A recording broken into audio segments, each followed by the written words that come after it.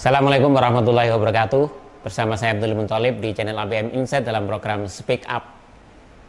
Akhir-akhir ini di Indonesia, khususnya bagi umat Islam, sedang heboh, sedang ada persoalan yang menjadi isu paling hangat, yakni polemik terkait dengan sadah Ba'alawi.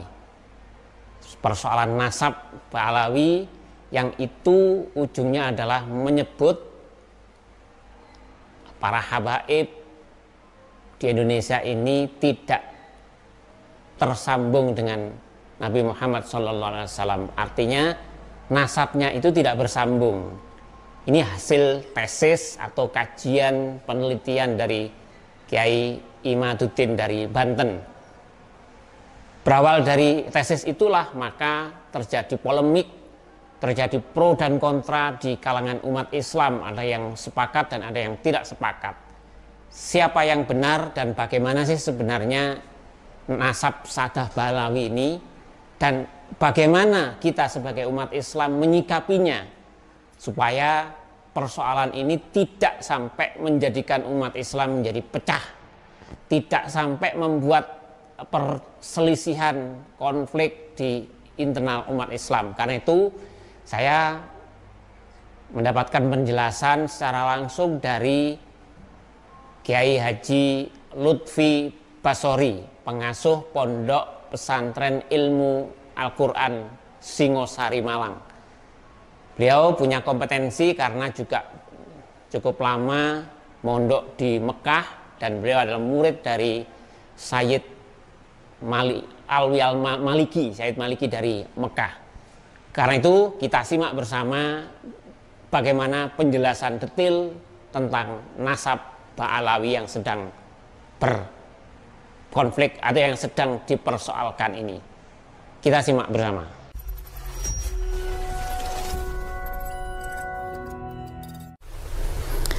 Assalamualaikum warahmatullahi wabarakatuh. Saya akan membacakan beberapa pertanyaan yang ditujukan kepada saya terkait dengan polemik nasab sadah Ba'alawi.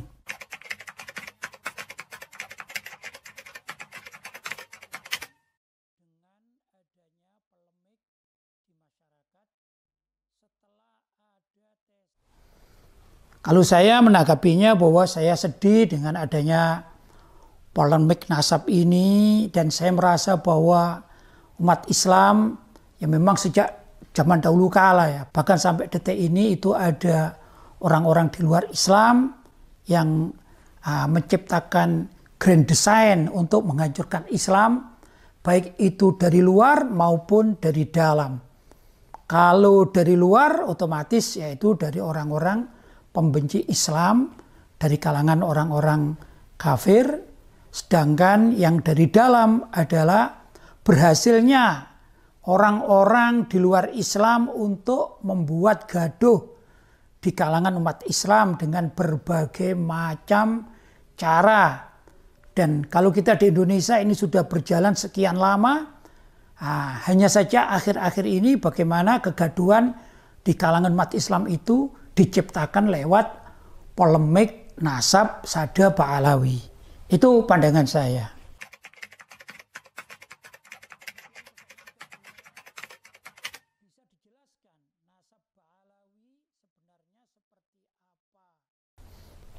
Saya membaca hadis Nabi SAW yang istilahnya itu namanya hadits tsaqalain.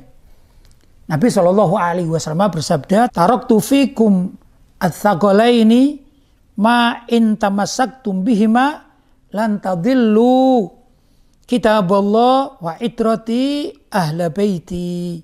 Yang artinya aku tinggalkan kepada kalian itu dua permasalahan besar. Bila mana kalian berpegang teguh dengan dua masalah besar ini, kalian tidak akan tersesat setelah Nabi Muhammad SAW wafat tentunya. Pertama adalah kitabullah, yaitu Al-Quran, dengan segala macam ilmu yang diambil dari Al-Quran. Termasuk juga hadis-hadis Nabi SAW yang semuanya itu bersumber kepada Al-Quran. Yang kedua adalah itrati, keturunanku, ahla baiti, yang menjadi keluargaku. Jadi Nabi Muhammad SAW itu meninggalkan dua warisan besar, yaitu Al-Quran tentunya dengan hadisnya, sekaligus dengan ahlul baitnya. Nah ini sebenarnya umat Islam itu wajib untuk melestarikan kedua hal tersebut.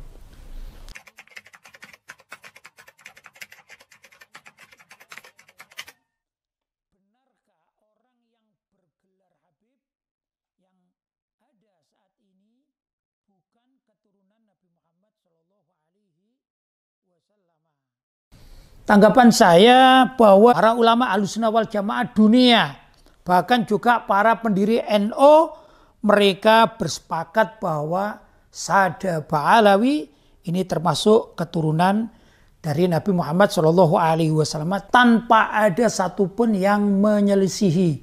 Ini sudah berabad-abad, ratusan tahun.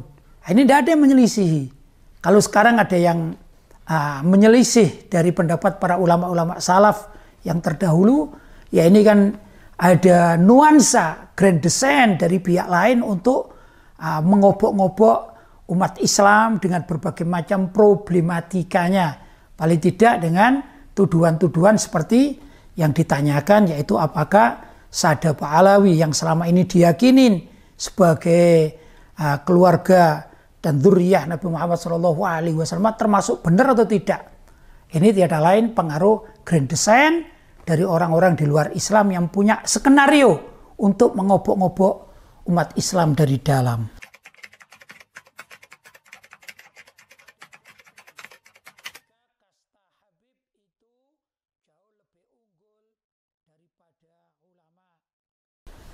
Jawaban saya, ada hadis Nabi SAW dari Sayyidina Zaid ibn Arqam radhiyallahu taala anhu yang artinya sabda Nabi SAW, mereka, maksudnya Ahlul Bait, adalah keturunanku, diciptakan dari darah dagingku dan dikaruniai pengertian serta pengetahuanku. Celakalah orang dari umatku yang mendustakan keutamaan mereka dan memutuskan hubungan denganku melalui pemutusan hubungan dengan mereka. Kepada orang-orang seperti ini, Allah SWT tidak akan menurunkan syafaatku atau pertolonganku. Jadi kalau ditanya apakah ada doktrin, ya doktrin terhadap umat Islam agar mencintai dzurriyyah Nabi Muhammad SAW, keluarga dan anak cucu. Ini ya memang ada doktrin agama seperti itu. Namun menghormati dalam artian tidak harus mengikuti bila mana salah satu dari mereka melakukan kemungkaran. Kalau ada sebut saja oknum dari dzurriyyah Nabi Muhammad SAW melakukan kemungkaran, maka umat Islam wajib menolaknya, bahkan wajib menasihatinya. Tapi tatkala dzurriyyah Nabi Muhammad SAW berlaku normal, tidak ada masalah. Apalagi di kalangan orang-orang yang berilmu dari Sada Ba'alawi, maka wajib umat Islam untuk menghormati, memuliakan dan mentaatinya. Begitulah yang namanya doktrin agama terhadap keberadaan dzurriyyah dan silsilah serta nasab atau keturunan Nabi Muhammad SAW.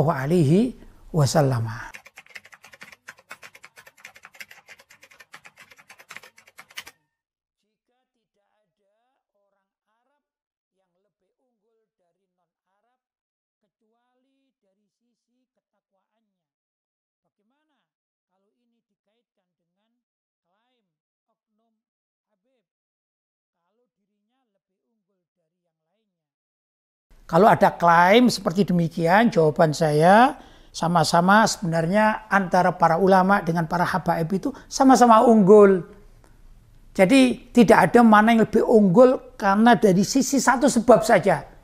Tapi kedua-duanya, bila mana ada ulama non habaib dan juga ada habaib walaupun non ulama, apalagi habaib yang ulama, itu semuanya memiliki keunggulan masing-masing dalam bidang masing-masing. Kalau tadi dari kalangan habaib atau dzurriyyah Nabi Shallallahu Alaihi Wasallam, sebagaimana hadis di atas sudah jelas. Sedangkan para ulama juga mempunyai harisma dan ketinggian derajat yang diangkat oleh Allah SWT. Bismillahirrahmanirrahim. Yarfa'illahu alladhina amanu minkum walladhina utul ilma darajat. Allah akan mengangkat orang-orang yang beriman di antara kalian dan mengangkat para ahlul ilm, para ulama itu dengan beberapa derajat. Dan ini adalah pengakuan langsung dari Allah SWT. Karena itu sama baiknya, tidak ada yang selisih tidak selisih menurut saya. Saya contohkan, kita punya kedua orang tua. Kalau kita tanyakan mana lebih mulia, ayah kita atau ibu kita, tergantung kajiannya. Kalau kita mengikuti suhbah atau menemani, sebagaimana dalam hadis, tentu ibu kita lebih didahulukan. Tapi kalau di dalam pendidikan, maka ayah kita yang jauh lebih didahulukan. Karena apa?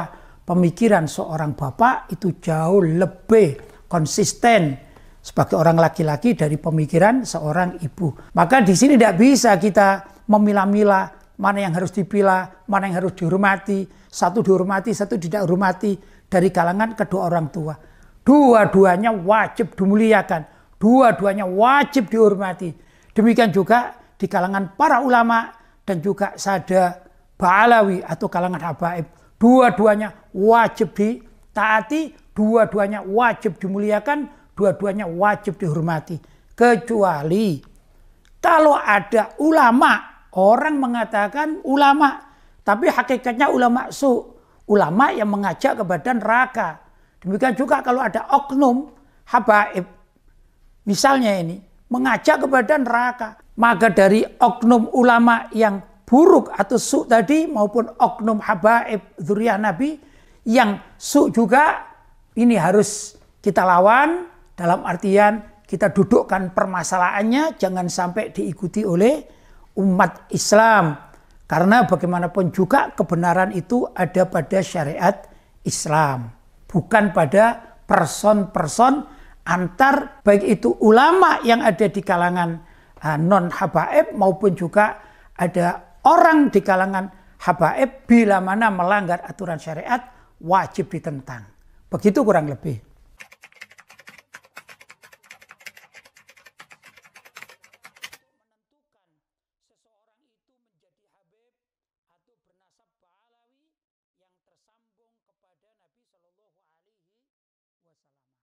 Jadi yang menentukan bukan satu lajnah ya. Kalau lajnah itu hanyalah untuk mencatat, gitu ya. Lajnah atau suatu perkumpulan untuk mencatat.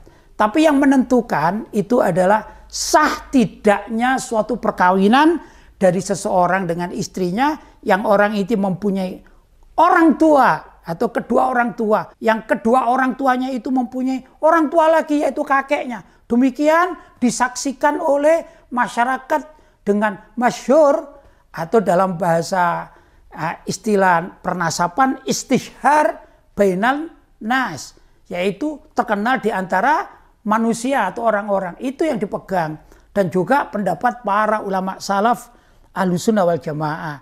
Saya juga akan menerangkan beberapa nama para ulama salaf yang meyakini keabsahan nasab sada ba'alawi sebagai dzurriyyah Nabi Muhammad Shallallahu Alaihi Wasallam. Tentu ini ulama-ulama yang hidup di zaman dahulu kala, bukan yang hidup zaman sekarang. Antara lain Imam Ibnu Hajar Al-Haytami, kemudian Syekh Yusuf An-Nabhani, kemudian Syekh Al-Hafidz Syamsuddin Muhammad bin Abdurrahman As-Sakhawi, kemudian juga Sayyid Murtadha Az-Zabidi. Ada juga nama Syekh Al-Qadi Abu Abdillah Bahauddin Muhammad bin Yusuf Al-Janadi. Kemudian juga Syekh Al-Yafi'i. Ada juga Syekh Muhammad Kazim Al-Musawi. Kemudian juga Syekh Abdullah Muhammad bin Husain Al-Madani As-Samarqandi. Dan Syekh Muhammad Amin bin Fadlillah Al-Muhibbi. Kemudian Syekh Nawawi Al-Bantani yang beliau itu adalah ulama Indonesia, bahkan diakui keulamaannya oleh ulama-ulama seluruh dunia pada zaman beliau hidup. Hingga kini tentunya.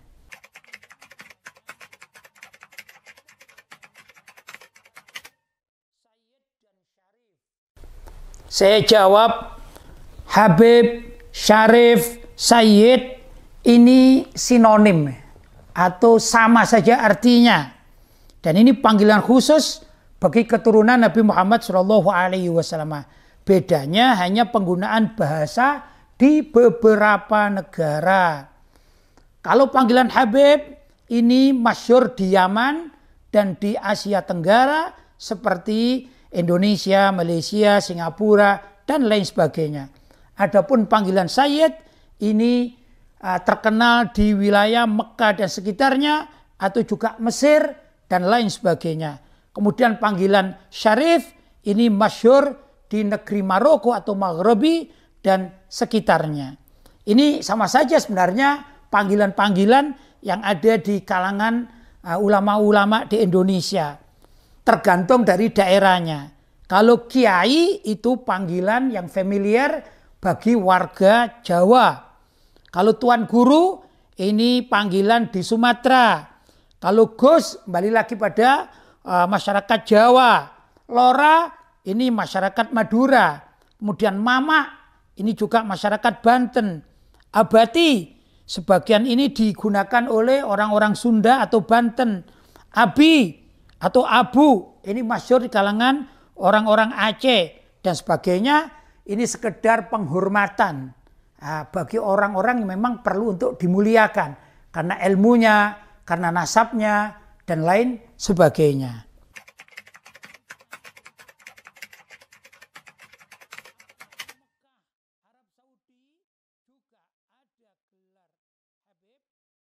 Di Mekah dan di Madinah gelarnya bukan Habib, tapi terkenal dengan Sayyid. Seperti guru saya, Abuya As-Sayyid Muhammad bin Alawi Al-Maliki. Namun kalau ada pendatang dari kalangan habaib, maka tetap dipanggil Habib. Seperti contoh Al-Habib Zain bin Ibrahim bin Smith yang beliau adalah menjadi ulama kota Madinah zaman sekarang. Begitulah di beberapa tempat.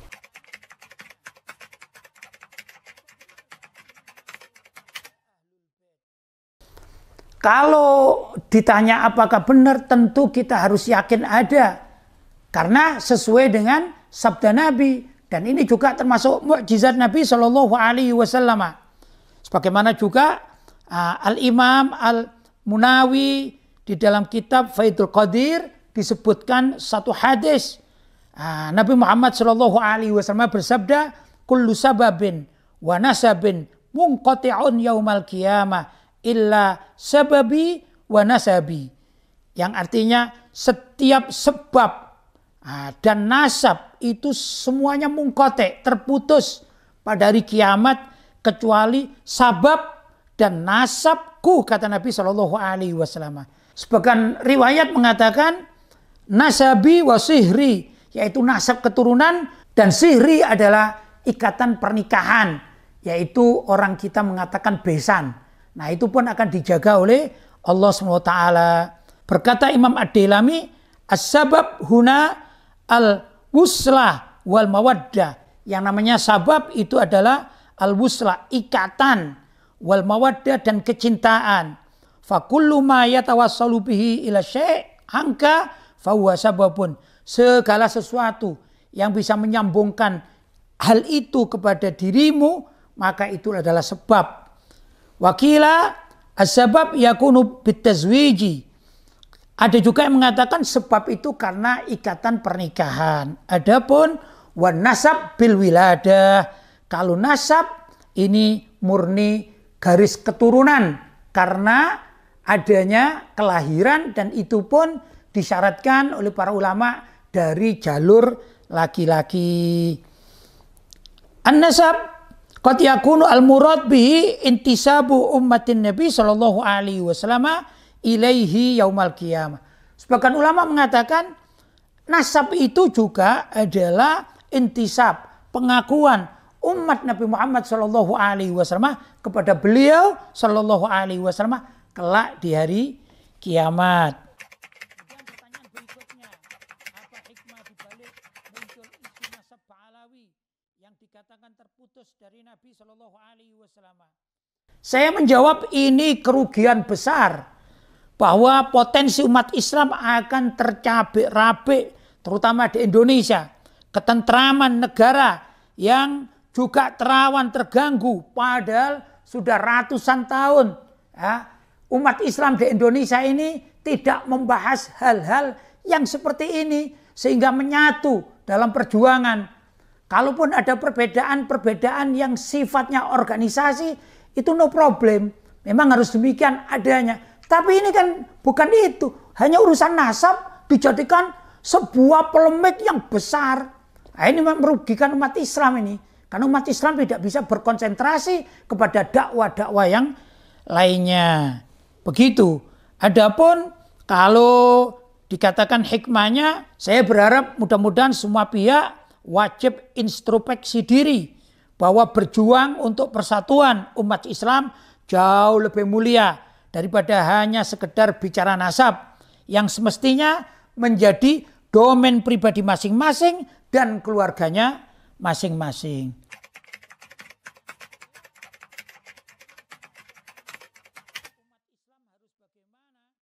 Saya merespon dan menanggapi umat Islam harus waspada dan harus belajar dewasa.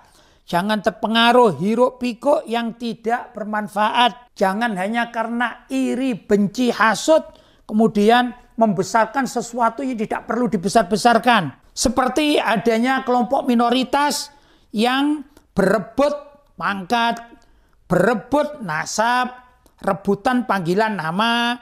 Seperti juga jika ada kasus rebutan warisan, semestinya dilokalisir hanya untuk keluarga, bukan melibatkan umat Islam secara keseluruhannya. Ini menyebabkan umat Islam terpecah belah. Maka berdosalah orang-orang yang menyebabkan umat Islam terpecah belah. Dikatakan al-fitnatu na'imatun la'anallah man aiqadhaha. Sesungguhnya fitnah seperti kejadian ini adalah aslinya na'imatun, tidur. Maka Allah akan melaknat orang-orang yang membangunkannya. Mudah-mudahan kita umat Islam mulai waspada, sadar diri, berlaku dewasa. Jangan ikut rebutan warisan, itu bukan akhlak umat Islam. Jangan ikut berebut nasab, jangan ikut berebut panggilan. Biarkan sajalah apa yang sudah berlaku sekian puluh tahun, ratus tahun itu berjalan dengan apa adanya. Kita umat Islam hendaklah kembali kepada perjuangan semula, le'la kalimatillah, untuk mendirikan firman-firman Allah dan ajaran-ajaran Islam. Semoga jawaban saya ini ada manfaatnya dan bisa diambil hikmah di balik semua peristiwa ini. Semoga Allah meridhai kita semuanya. Hadza wal afu minkum. Wassalamualaikum warahmatullahi wabarakatuh. Baik, sahabat ABM Insight, saya kira tadi penjelasan detail sekali dari Kiai Lutfi Basori. Semoga ini bermanfaat. Kita semua secara prinsip harus tetap menjaga kerukunan, ukhuwah Islamiyah yang perlu kita jaga. Apapun yang sedang terjadi, apapun yang sedang dipolemikkan, kita jangan sampai larut dalam persoalan yang terlalu dalam persoalan pertikaian, sehingga tercipta kerukunan khususnya di umat Islam. Kita harus saling menghormati, kita saling menghargai, bahwa siapapun tetap harus kita hargai, kita hormati sepanjang orang tersebut menjadi orang yang baik. Menurut saya begitu. Terima kasih. Assalamualaikum warahmatullahi wabarakatuh.